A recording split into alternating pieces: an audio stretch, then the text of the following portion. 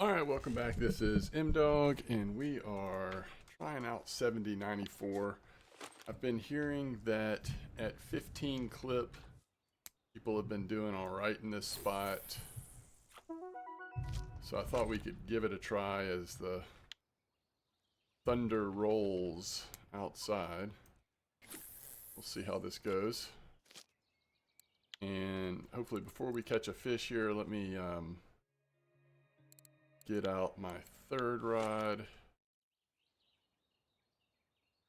And yes, what we want. By the way, what do I have on here? 12.3. Okay, that's going to be fun if we hook into something big. Alright, 12.3. I guess we'll give it a try. And then this is 6.2. We're all at about 1.8 depth. Actually, probably need to hold this one. And need to put this in our 3 slot. Okay. Now we can see them all. And because we have Vingas on the first 2 lines, those reel pretty fast. So I'm not too worried about getting to these in time to catch the fish. But that third one, warmouth, that third one has a much slower reel on it, so I think we need to be holding this one. We catch a fish on it. By the way, we've got size 4 hooks on all 3. I might go down to like 6 or 8 on this third one, see if that changes the bite rate at all. Let me grab my coffee, by the way.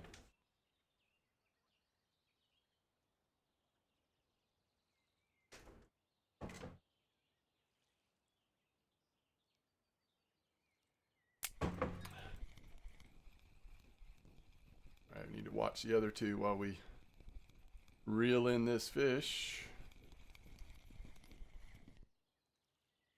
White crappie. And I will remember to eventually really thoroughly go over the baits. We have size 4 hooks on all 3. And obviously the one we're holding has mayfly and stonefly larvae. And the other 2 have the surra worm and something else. So one of them has surra worm plus nightcrawler, I believe is what I went with. And that's this one. Oh. Okay. False alarm. Yeah, this one is surra worm and nightcrawler. And then the middle one, which we also missed a bite on, is surra worm and mayfly larva. And then the third one, the sport one, these are definitely my 3 favorite match rods, by the way, of the ones that I have. I like these Rebellion for the big stuff, carp fishing, whatever you're fishing for, big stuff. And then this Kama Sport, I just love the feel of this one for smaller fishing. I think it works great. Hey, we got it this time. So yeah, we've been pretty good at catching the bites on, especially this one with holding it. And so far we haven't missed too many on the other 2. Hopefully we can keep that up. Oh. Yep, there we go. So the surra worm mayfly larva combo seems to be a better bite rate so far than the surra worm nightcrawler. And I guess nightcrawler just might be a little slower.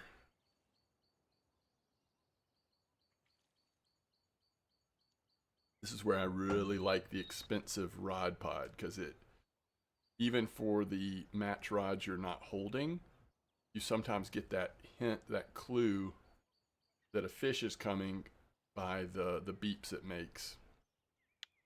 So far it looks like we're in a white crappie warmouth spot.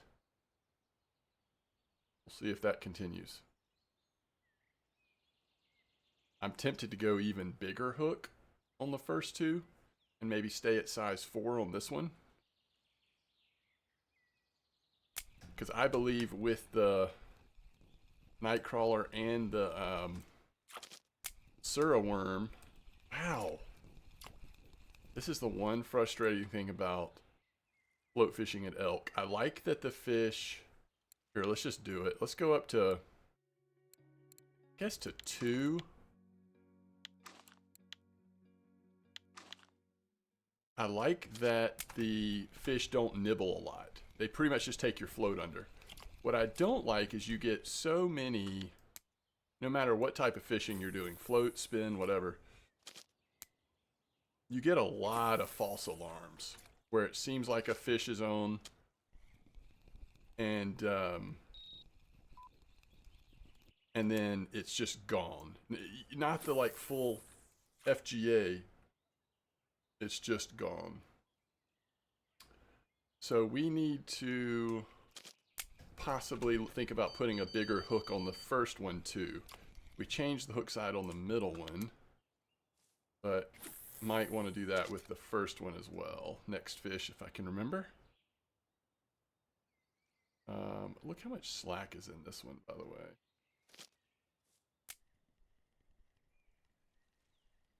That's just too much slack, even for a Vinga to catch up. Still kind of a lot of slack. Every time you try to take a sip of coffee, that's when the float's guaranteed to go under. So if you haven't done a lot of match rod fishing, or bolo for that matter, so what I'm trying to do is when the float goes under, you just hope for the best that that truly is a full fish bite that's like possibly going to last. You reel in the slack very quickly, and then you hit control right click to set the hook. Now, if you don't want to do control right hook, you don't always have to, but I find it's a pretty nice way to try to set that hook. So, all right, there's another warmouth. Yeah, let's go ahead and change the hook size of that first one. So let's cast this one back out first. Oh, it's a decent fish. What did we catch here? A little crappie? He had a little pullback on him. Yeah, that's a nice 643 crappie. All right, so we want to go to a 2 or a 1 on this one, and this is the Sura Nightcrawler combo.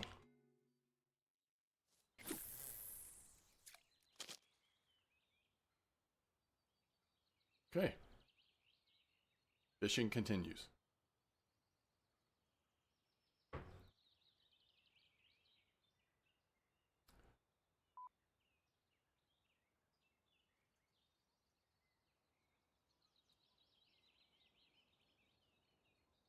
Something might be getting a nibble here.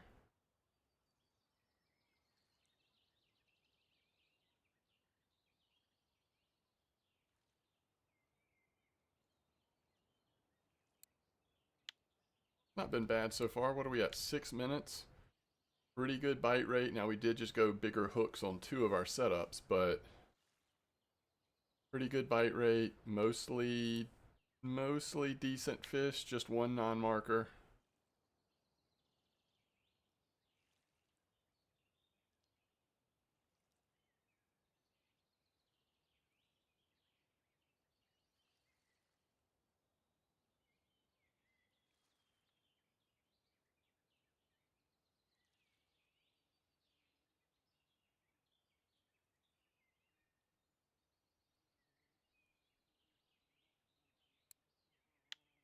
Only 2 species so far. That's interesting.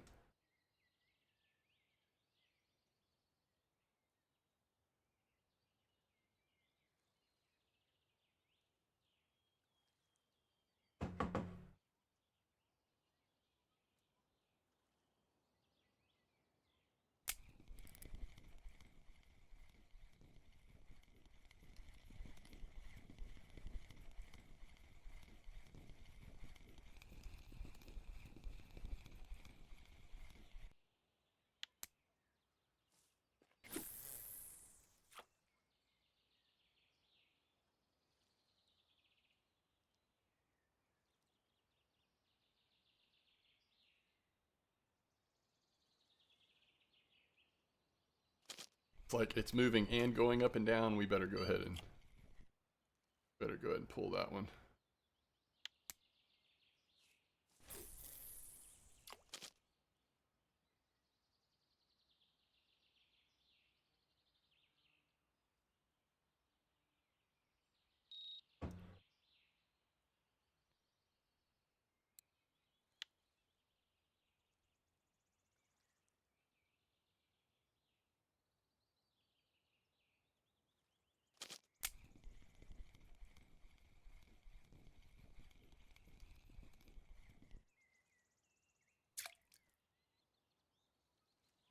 Ooh, a red ear. All right.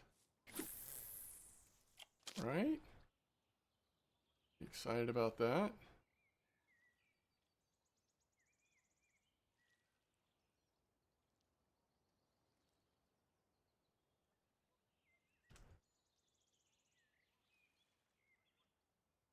So 7094 clip. I think we're at 15 clip. Seems like this Sura worm and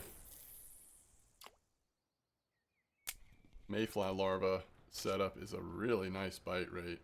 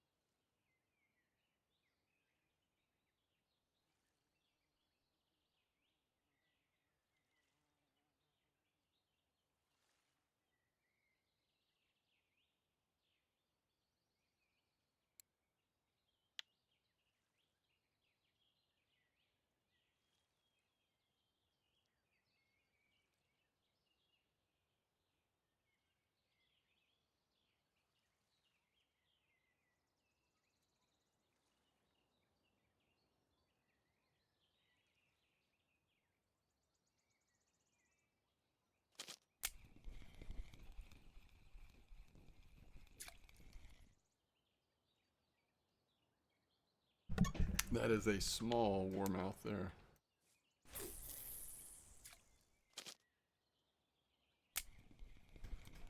Couldn't tell if that one went under or not. It's hard to see when you're that zoomed out. Sometimes they do go under. Yeah, so there's just a lot of warmouth here. Wasn't sure what to expect, but looks like that's going to be our primary catch with some other things kind of filling in the gaps, I guess. That looks like another red ear, which I love to see.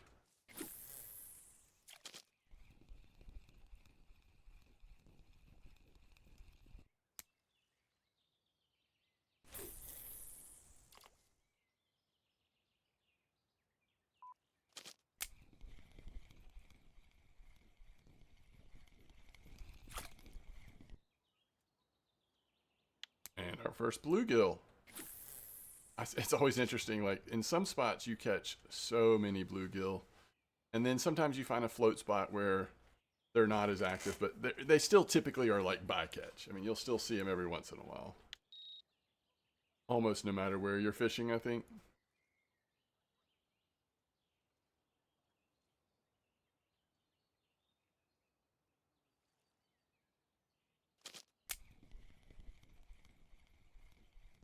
Yeah, and as you see, like for the most part, we have a pretty good success rate on hitting these fish.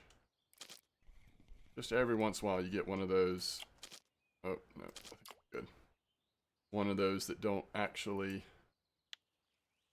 pop off. See, I thought that was getting a nibble. Oh man, look at this. You always love it. The big fish hits your small setup.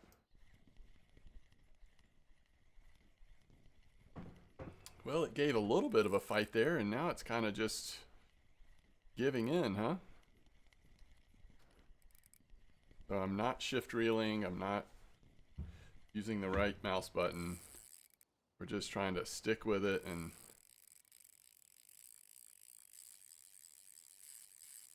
go ahead and take that out of the red if it's going to run like this for a minute.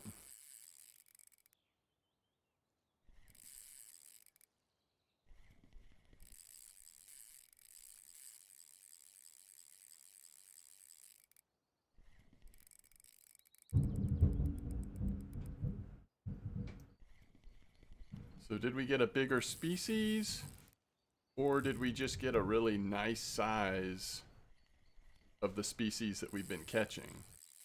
Remember, this is a 6.2 liter, so it wouldn't take much. I mean, on our other rods, we have twice that much load capacity in our line.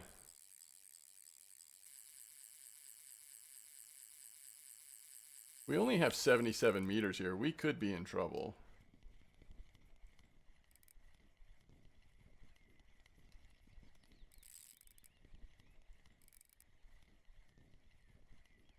I don't know. There's been times where it seems like it's given us enough line back that maybe we can stay in it long enough, but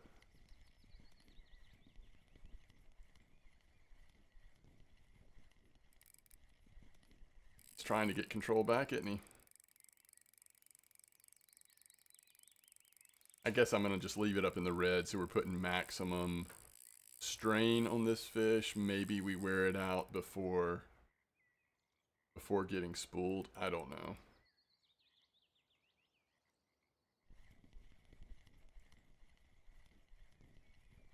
Between slowing it down and then getting some line back in chunks, we're just trying to stay in the fight.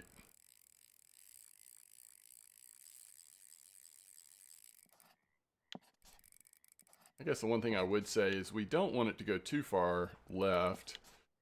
If we have enough line to keep it in front of us, that could come into question if it gets to the middle of the lake where it's a much longer amount of space. I mean, if we get over here to camp, that's a lot more room. It looks like it's actually heading for this little place here, which is a little scary, but I don't know, 77 meters? Maybe.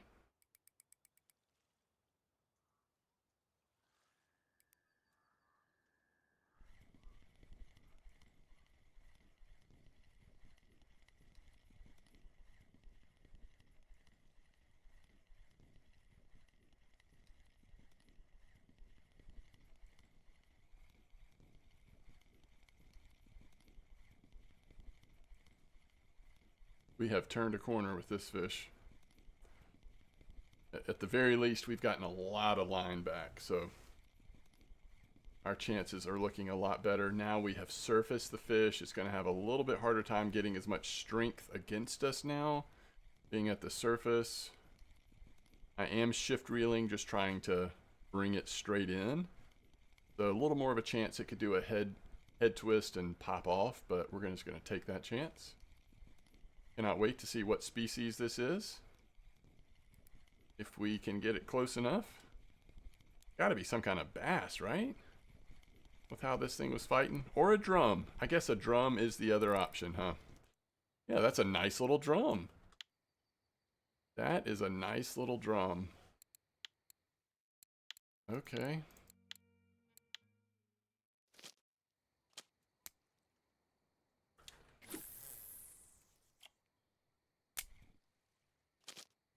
Go one more fish at least here. I mean, we're almost to overnight. Not that you couldn't do it. You could probably catch fish. Whoa. What was that? You can probably catch fish all night long. That's typically the case at elk. But trying to make a couple shorter videos so that I'm going to be out of town this week, but I wanted something to be releasing. So just trying to pick some spots that might be fun to do some shorter videos exploring just different areas of elk. Be released while I am gone this week. So this is, again, 7094, just to the left of spawn. 15 meter clip, 1.8 depth. We're using Sura worm is sort of primary on the first two setups. And then we have Nightcrawler and Warmouth. Nightcrawler and then Mayfly larva. And then the two larvas are on the far left one. But I do think that catching the drum is a possibility here. That was one of the things that drew me to this spot, is someone actually caught a really nice drum in this spot on float, which a lot of the drums you see coming in are on spin fishing. But like so many things here at Elk, float fishing seems to work really well across the board. And yeah, somebody caught a trophy drum here, which we do not want to catch a trophy drum, at least on our sport match. And even if we catch it on the Vinga, it would be, if we caught one that was very big, it's going to be a long fight. But I don't think we'd get spooled on the Vinga, even with this. Like, there's tons of, we have 300 meters of line there, so we're probably going to be good. But cool to see that drum. And then all the other species that we're catching, especially with these nice big hooks, like you certainly could see a trophy come in, would not be shocked. But I like that there's at least a possibility of drum. And I want to say that somebody caught a pretty nice bass over here as well. Sorry, I'm just noticing that I just don't have my lights on correctly. There's probably been all kinds of weird shadows with the camera situation. Somebody caught a really nice, a really nice bass over here too, I believe, on these float setups. Now, I don't know the exact baits that everybody's been using, but you can imagine it's, you know, some of these new worm types, and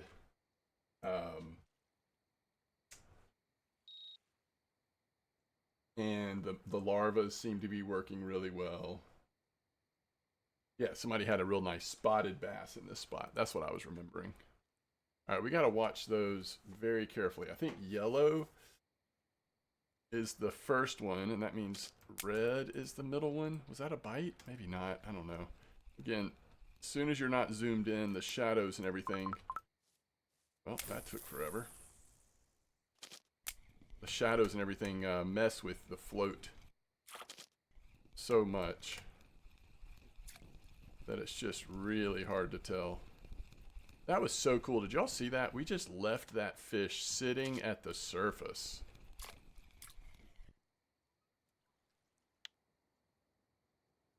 Dropped that thing and it just sat there. All right. So there's just a few minutes of fishing at this spot. This seems like a fun spot though. You're gonna do some match fishing here. You could do a lot worse than what we just experienced, catching a lot of the same species you expect to catch on float, but at least with the slight chance of seeing a bass or, you know, a drum or whatever. So I think that's pretty cool.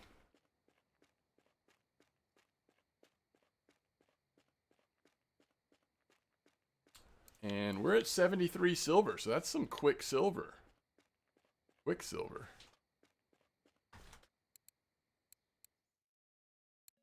Oh, 7.3 freshwater drum order. That is pretty cool. You certainly would get there on the white crappie cafe order if you kept at it. And is that worth it? 12 probably. Probably was worth it. Oh yeah. Now is that worth it? I'm not sure, but when in doubt, just do the cafe order.